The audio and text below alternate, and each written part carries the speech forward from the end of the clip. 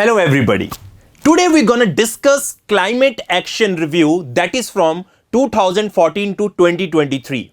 Recently, I think everybody knows that there hasn't been any economic survey. So there has been a proxy to it, that is an Indian economy a review from 2014 to 2023. As a result, there has been a special section that has been dedicated inside that economy review and which is related to climate action. So we're going to discuss all those things that have been mentioned in those particular when we talk about that climate action review that has been discussed in that economic review. So let's try to make our analysis a little bit more comprehensive, little bit more holistic in relation to the actions that have been undertaken by the government of India in order to make sure that we are able to combat climate change. Now, one of the most important points that we have to understand is when I talk about climate change, before 2020, member countries to United Nations Framework Convention on Climate Change were implementing Kyoto Protocol. But after 2020, from 2021, it has been the Paris Agreement which is in implementation, which is very important. And if I sum up what is Paris Agreement, I think everybody knows about it. That is to limit the temperature increase to 2 degree and if possible to 1.5 degree as compared to pre-industrial levels. And when I talk about pre-industrial levels, we generally take the time period from 1850s to 1900. There we take into account the global average temperatures that were there in the time period between 1850 to 1900s. So the member countries have been committed from, let's say, 2015, when this Paris Agreement was introduced, that they would have to take certain steps so that they are able to achieve the goals of Paris Agreement. And India has always been at the forefront, leading the fight that is there in context of climate change. Now, when Paris Agreement was to be introduced in 2015, countries were asked that they have to submit their intended nationally determined contributions, which is very important. I think every country that is a part of the Paris Agreement has to declare some of its initiatives, some of its targets that the countries are vouching to achieve. And in that context, in 2015, India had declared certain quantitative pledges or INDCs. Among them, the major ones were, let's try to discuss. Now, as you can see over here, India announced its first NDCs at the UNFCCC in 2015. These NDCs, among other things, included an ambition to reduce the emission intensity by 33 to 35% of India's GDP by 2030 as compared to 2005. So first NDC was कि हमें emission intensity को कम करना है by 33 to 35%. Second NDC was related to achievement of our electric power around 40% from non-fossil fuel sources by 2030. And the third quantitative pledge that was very important was to create a carbon sink of 2.5 to 3 billion ton of carbon dioxide equivalent through additional forest and tree cover by 2030. So these were the three major pledges that was introduced by India as a part of its implementing the Paris Agreement. And in this context, let's try to see what are the results that we have achieved in the context of these three pledges. Now, when I talk about the electricity potential that India has generated from non-fossil fuel sources, it is around, India has met the target of building non-fossil fuel based installed electricity capacity reaching 43.9% in November 2023. So this is a great achievement. Second thing, the reduction in the emission intensity of the economy was 33% by 2019 from 2005 level. We had said कि हम ये 2030 तक achieve करेंगे, but हमने ये 2000 अगर हम बात करें 19 में ही अचीव कर लिया. That is to reduce the emission intensity by 33 to 35%. And then we were able to create a carbon sink of 1.97 billion ton of carbon dioxide equivalent that has been created by 2019, which is higher than the 2005 level. So India had set its targets, and in context of that, India has, let's say, overwhelmingly, if we talk about overwhelming, achieved the targets. Now, when India went into Glasgow in COP26. Those who know the history of this would be able to recall. So India declared its new NDCs, where our Prime Minister declared the famous Panch Amrit along with the very famous movement by the name of Lifestyle Movement. The name of the movement is Lifestyle for Environment, and it was announced at COP26 in Glasgow in Scotland. Now, as a part of Panch Amrit, there were certain NDCs that were upgraded by India. What were those NDCs? Let's try to look.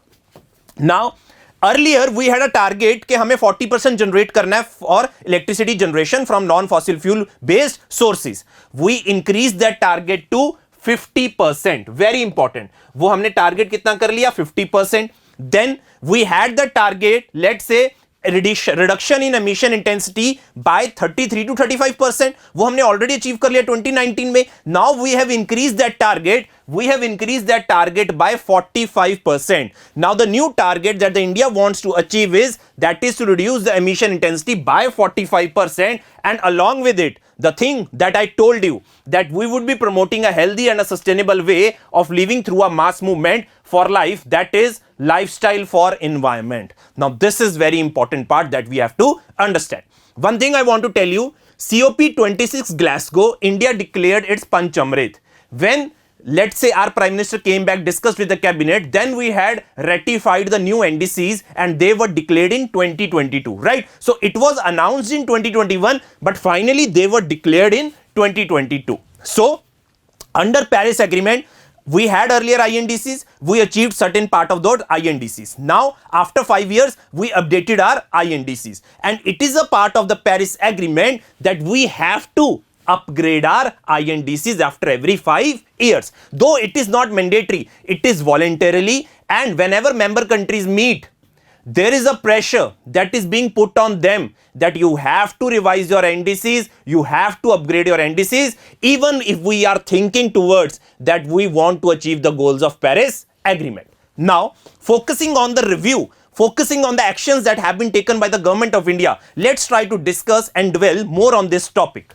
Now, when we talk about India's efforts, now there has been a flagship program that was announced in 2008. The name of the program is National Action Plan on Climate Change. Now under this National Action Plan on Climate Change, India has a lot of missions that are dedicated towards climate change ko rokna hai. Second, conservation of natural resources, and we have to augment our knowledge on climate change. Like the various missions that are part of National Action Plan on Climate Change are the missions on solar energy, the mission on energy efficiency, the mission on sustainable water ecosystem, we have for sustainable agriculture, then we have for sustainable Himalayan ecosystem, then we have for sustainable urban habitat, then there is a national mission for Green India, national strategic mission for knowledge on climate change, and including the recent health mission. So these aspects are very much important. Now, in context of this, one thing I want to tell you, you want to achieve the goals of Paris Agreement, but you require finance for it. Yes, there is a agreement under Paris Agreement where developed countries will be giving certain money to the developing countries so that they are able to cope up to the effects of climate change. They can go for mitigation, they can go for adaptation. And that amount that has been promised was $100 billion to be mobilized from 2021 to 2025. वहां पे उन्होंने बोला था कि 2021 से लेके 25 तक we would be mobilizing $100 billion. But what about domestic efforts by the countries? So as a result, domestic efforts are very important if you have to raise the money. Now in this context, when we talk about climate finance, in domestic aspects, we had created a National Adaptation Fund for Climate Change that was introduced in 2015-16 to support adaptation action, among other things like agriculture, water, forestry, livestock, and restoring ecosystem, and has been implemented in project mode with 30 projects sanctioned in 27 states and union territories. So one thing is absolutely clear, that we have been doing very well in the context of making sure that we are able to raise the money domestically, even though $100 billion was the thing that was promised under Paris Agreement, but that hasn't been yet delivered. So as a result, we need to create efforts for ourselves as well, so that domestically and inside our territory, we are able to generate certain amount of money for climate finance. Now, moving to the next aspect, when we talk about how much we have been able to generate, if we talk about renewable energy, this is very important point. We had declared in Panchamrit, that was in Glasgow, that we want to generate 500 gigawatt of renewable energy. Very important. The target was we want to generate 500 gigawatt of renewable energy. Now, if I look at the recently installed capacity that we have of renewable energy, right now the installed capacity is around 127 gigawatt by November 2023. Now, this is very important. And when we see the context of India's solar energy capacity, it is right now 72.3 gigawatt in November 2023. These are direct prelims fact, very important from our examination point of view, right? So this is what we have when we talk about the total renewable energy, and this is what we have in context of solar energy. I hope this point is clear to everybody. Now, when we talk about, let's say we have to control climate change, energy efficiency efforts and programs are very much important. And in this regard, we have been going forward towards two major initiatives. One is the very famous Perform, Achieve and Trade scheme, which is an energy saving based market that has resulted in a saving of about 24.3 million tons of oil equivalent, translating into avoiding about 105 million tons of carbon dioxide emissions by 2022. I think everyone shall be aware of this कि एक perform achieve and trade scheme चलाई गई थी for the energy intensive sectors and they were told that you have to reduce your power consumption.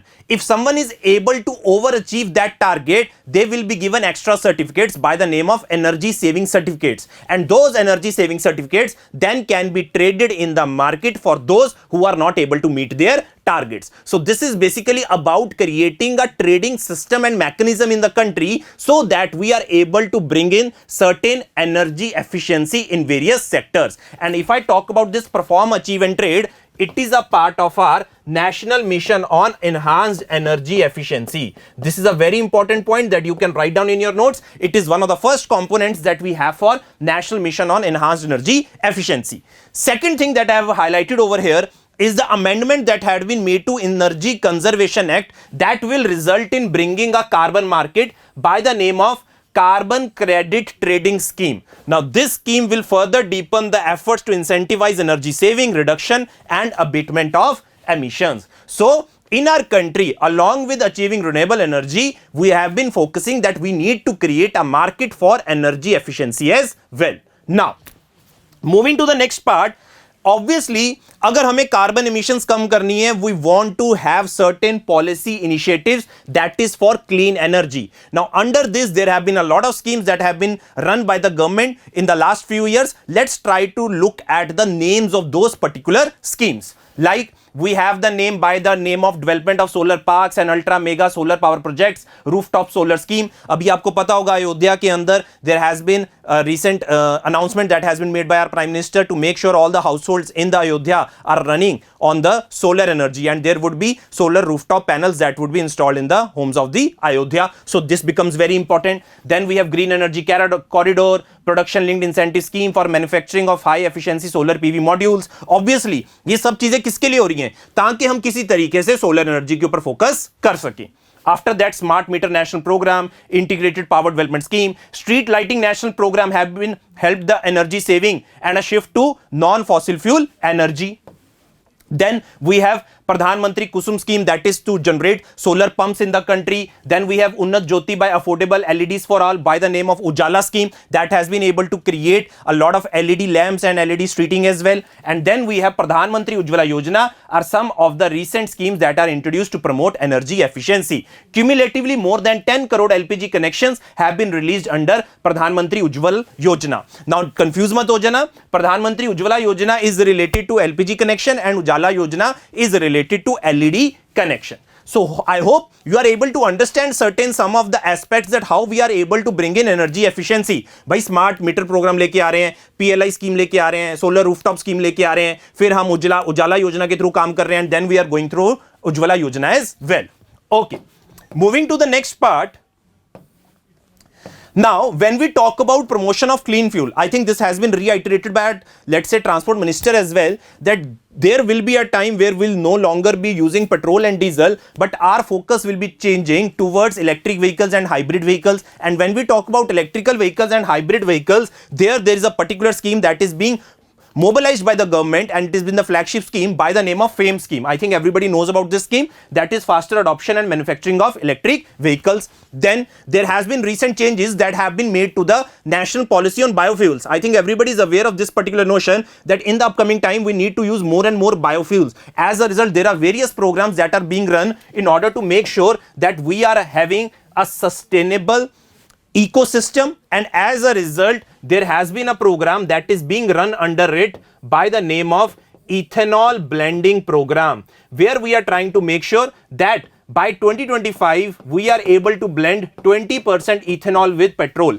and it is a biofuel by the name of bioethanol. And one thing I want to tell you, जब हम ethanol को burn करते हैं, it burns completely and it reduces carbon emissions in the atmosphere, right? So in order to promote cleaner fuel, we have certain policies like national policy on biofuels along with this FAME scheme. Okay. Now moving to the next part, this is a very interesting thing as well. Not only are we focusing on biofuels, but we are also focusing on manufacture of green hydrogen. So as a result, last year a mission was launched by the name of National Green Hydrogen Mission, where we are trying to make sure that we are able to create green hydrogen in our country, plus we are able to create green hydrogen hubs as well. Now green hydrogen is basically done by the electrolysis of the electrolyzers and using renewable energy to break down that electrolyzers. Then hydrogen that would be produced would be called as the green hydrogen. Now there are certain outcomes that we expect that we want to reach from this National Green Hydrogen Mission, and it is very important from our prelims point of view, like achievement of 5 million metric ton of green hydrogen production capacity per annum by 2030, to reduce a cumulative 1 lakh crore worth of fossil fuel imports by 2030. भाई हमारे fossil fuel का imports कम होगा, and then carbon dioxide emission reduction of nearly 50 million metric ton annually. So these are certain things that we are trying to make sure कि हम achieve कर पाएंगे. Along with it, we also want to create employment opportunities as well. These are also certain outcomes that we are looking forward through this National Green Hydrogen Mission. Now, along with this, we are also focusing on the biodiversity part and making sure that we are able to conserve our natural resources. So in this context, we have certain programs that are going on, like National Clean Air Program, that talks about that we have to reduce the concentration of particulate matter by 40% by 2026. Then we have Namami Gange program. It is basically related to the abatement of water pollution in the Ganga river plus conservation of biodiversity. Then we have Atal Bhujal Yojana, Compensatory Afforestation Fund Act 2016, that is basically related to the project proponent giving the alternative land and the money that has been given to the central government. Why? Because the forest land is being diverted for non-forest purpose. Then we have Pradhan Mantri Krishi Sanchai Yojana in order to make sure we focus on micro irrigation. Then we have National Bamboo Mission, National Health Mission, Cyclone Risk Mitigation Project, National Disaster Management Plan, and Mishti scheme that was announced last year in the budget, basically in order to promote the growth of mangroves. And mangroves are very much important. Why? Because mangroves acts as wetlands if we see the overall aspect of mangroves, plus they also help in making sure that it will provide as a buffer against the incoming disasters. Okay. Now they are talking here about the life movement as well, right? So this is a part of all climate action. Can you see कितनी schemes, कितनी policies government की जितनी हुई हैं पिछले 10 साल में, उन्होंने एक जगह पे रख दी हैं, so that it makes easier for you guys as well, right? Life movement मैंने ऑलरेडी डिस्कस कर दिया आपके साथ क्या है. That is to have a sustainable lifestyle so that we can reduce the pressure on the environment and the natural resources. Now in this context, there are a lot of schemes that are, or programs that are going on by the name of Green Credit Program and the Eco Mark Scheme. They are basically there to create market-based incentives for different kind of environment positive actions, including by enabling accreditation and labeling for household and consumer products, right? Okay.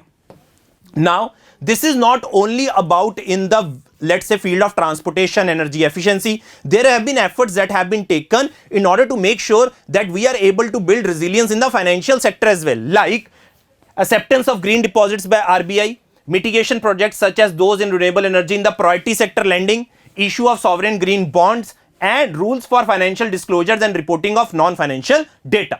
And apart from it, there have been certain international programs that have been led by India. Like in 2015, we launched International Solar Alliance, and then we had this coalition for disaster resilient infrastructure. Then we have created a coalition for disaster resilient island state as well, that are the low island states. Then we had this in Glasgow, Green Grids Initiative, One Sun, One World, One Grid Initiative. And along with it, with the Sweden, we had started an initiative by the name of LED, Leadership Group for Industry Transition. Leadership Group for Industry Transition. And at COP28 in the second phase, LED IT 2.0 was launched, making a joint commitment by the member countries to shape policy frameworks and international cooperation for an inclusive industry transition. So this framework is basically for making a transition in industries so that they are able to shift towards cleaner energy. So these are the initiatives that have been taken by India at the international level. We discussed at the national level, cleaner initiatives, cleaner policies, energy efficiency initiatives. And finally, to conclude, India has taken several initiatives at global and domestic level to achieve the goals of Paris Agreement, along with the measures to tackle the problem of air pollution, water pollution, and adopted sustainable practices in order to slowly transition towards clean energy in order to achieve its goal of net zero emissions by 2070. Now, this is a very important part that we have to understand. Considering how much carbon emissions are there in the atmosphere, every country is right now very much anxious and cautious as well, and they are seriously thinking कि हमें किसी ना किसी तरीके से carbon emissions कम करनी होंगी if we want to achieve the goals of Paris Agreement. So these are certain policies and programs. Those who have been mentioned, try to read them in detail so that you would have a comprehensive analysis of all these schemes. So this is it from my side. Till then, next time, thank you so much. Take care. Bye bye.